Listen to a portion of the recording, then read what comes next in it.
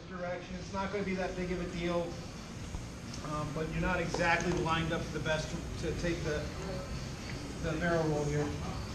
All right, secure your grips. You can start to kind of tuck your chest down a little bit. The guy's going to start to roll. Make sure you tuck your chin. If you don't, you may take that roll on your neck, which is definitely going to suck.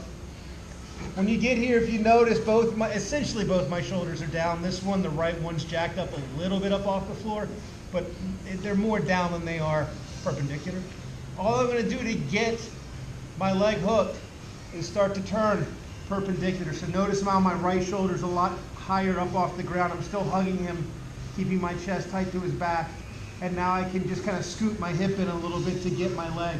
As soon as I make or feel his hip on my leg, I know I'm close enough. And again, it doesn't really matter if I don't actually touch the floor with my foot, as long as I've got this hook in.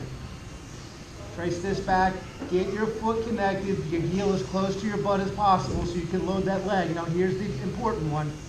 Rotate down until your hips are square to the mat. So a lot of guys were cheating this step and you were skipping your leg in pretty quickly, which is not that big of a deal, but I can drill this much more slow and controlled if I exaggerate that step. All right? You're not actually going to get probably that far in your rolling. Your rolling is what I should see when you guys were drilling.